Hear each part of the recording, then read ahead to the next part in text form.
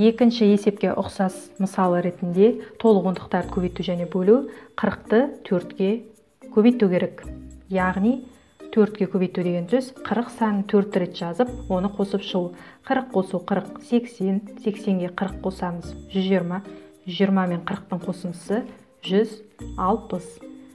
1 жүздік, 6 ондық, 0 бірлік түстермен ажыратып көрсетіп қойдым. Мұнда көбейткіштердің орындарын ауыстырғанмен көбейтіннің мәні өзгермейді. Яғни 4 пен 4-тің көбейтіндісі 16-ға тең және 1 0 бар тіркейміз. Сонымен 4 пен 40-тың көбейтіндісі 160-ға тең. Разрядтарға жіктесек 4 бірлік көбейту 4 ондық тең 1 жүздік, 6 ондық, 0 бірлік.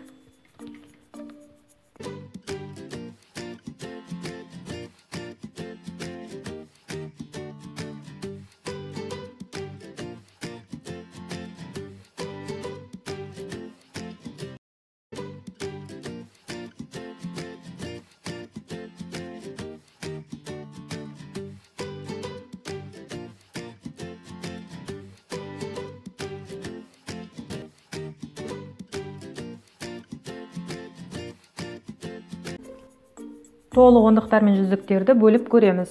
60-ты 3-ке бөлгенде 2 ондық 0 бірлік, яғни 20 деген сан шығады. Мұнда 60 бөлінгіш, бөліп тұрғаннан кейін екінші ортадағы бұл бөлгіш және шығатын нәтиже бөліндінің мәні. 60 пен 20-ны бөлгенде бөліндінің мәні 3-ке тең. Байқасақ балалар, сандар орны ауысқанын білуімізге болады. Разрядтарға жіктеп оқысақ 6 ондық бөлу 2 ондық тең 3 бірлік. Толық жүздіктерді бөлетін болсақ, 800 бөлу 4 тең 2 жүздік. 800 бөлу 200 тең 4 бірлік. Разрядтарға жіктейміз. 800 бөлу 200 тең 4 бірлік. Санды екі санның көбейтіндісіне көбейту үшін оны алдымен бірінші көбейткішке көбейтіп алып, содан шыққан көбейтінді мәні қанша сан шығады, соны екінші көбейткішке, одан кейінгі екінші көбейткішке көбейтіп аламыз. Мінекей формуласы. Мінекей мынау белгілі бір сан, оны екі көбейткішке көбейту үшін алдымен бірінші көбейткішіне көбейтіп аламыз.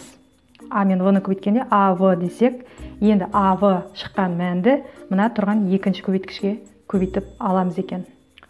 Мысалы 20 мен 4-ті көбейткенде алдымен 2-ні 10-ға көбейтеміз. Содан шыққан мәнді 4-ке көбейтеміз. Екінші көбейткішке көбейтеміз. 2-ні 10-ға көбейткенде 20 көбейтіндінің мәні. Енді осы көбейтіндінің шыққан мәнін екінші көбейткішке көбейтеміз. Көбейтіндінің мәні 80-ге тең. Немесе оны былай да шығаруға болады. Алғашқы сандарын жазып алып, 2 мен 4-ті бір-біріне көбейтеміз. 8 және 10-ды көбейтеміз. 8 бен 10 көбейтіндінің мәні 80-ге тең. Толық жүздіктерді көбейтетін болсақ, жаңа біз ондықтарды көбейттік, енді жүздіктерді көбейтеміз. 200-ді 4-ке көбейткенде алдымен алдыңғы 2 санын жазып аламыз. Оны көбейтеміз 100-ге, 200. Енді оны екінші көбейткішке көбейтеміз. 200-ді 4-ке көбейткенде көбейтінді мәні 800-ге тең. Немесе оны былай жазуға болады. Алғашқы сандарын жазуға болады. 2 мен 4-ті көбейтіп 8, осы шыққан көбейтінді мәнін екінші көбейткішке, яғни 100-ге көбейтеміз. 8-ді 100-ге көбейткенде 8 және соңғы 2 нөлін тіркейміз. 800. Көбейтіндіні санға екі түрлі тәсілмен бөлуге болады. Бірінші тәсіл. Көбейтіндіні қандай да бір санға бөлу үшін алдымен көбейтіндінің мәнін есептеп алу керек, яғни жақшаның ішіндегі амалды бірінші орындап, содан шыққан нәтижені барып бөлу керек. Көбейтіндіні қандай да бір санға бөлу үшін қалғандарын өзгеріссіз қалдырып, қалғандарын, яғни А мен С бөліндісі, немесе В мен С-ның бөліндісі. Кез келген көбейткішті осы санға бөлуге болады. Мысалы, 60 пен 3-ті бөлгенде тең 6 көбейту 10. яғни 6 ондық болғаннан кейін 10 санына көбейтеміз. 60 болады, 60-ты 3-ке бөлеміз, 20-ға тең. Немесе былай жазуға да болады. 6 мен 3 алғашқы сандарын бөліп, оны 10-ға көбейтуге болады. 2-ні 10-ға көбейтеміз, 20-ға тең. Немесе толық жүздіктерді бөлетін болсақ, 600 бөлінген 3, 6 көбейту 100. 6 жүздік болғаннан кейін 100 санын көбейтіп, барып оны 3-ке бөлеміз. 600-ді 3-ке бөлгенде 200.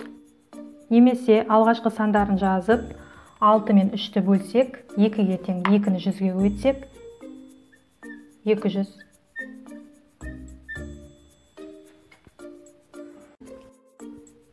Толық ондықтар мен жүздіктерді көбейту үшін мына формулаларды есте сақтап аламыз. 5-ші мәтіндік есеп шартты шешу жауабын жазамыз. 5-тің асы шарты, тәтті нан 5 дана, 5 дана тәтті нанды сатып алуға төленді 200 теңге, 320 теңгеге қанша тәтті нан сатып алуға болады? Шешуі 320 теңге бөлу 200 теңгемен 5 дананы бөлеміз. 200-ді 5-ке бөлгенде 40. Енді 320-ны 40-қа, шыққан бөлінді мәніне бөлеміз. 320-ны 40-қа бөлгенде 8 дана тәтті нан. Жауабы 8 тәтті нан сатып алуға болады. Толық ондықтарды және жүздіктерді бөлген кезде ондықтарға 10 сан, жүздіктерге 100 сан көбейтеміз. 600-ді 2-ге бөлу үшін жақшаның ішінде 6 алғашқы сан және жүздік болғаннан кейін 100 сан жазамыз. Көбейтінің мәні 600-ге тең, 600-ді 2-ге бөлеміз, 300-ге тең. Енді осылай да жазуға болады. Алғашқы сандарын 6 мен 2-ні бөліп, 3-ге тең, бөліндінің мәні 3-ті 100-ге көбейтсек, 300.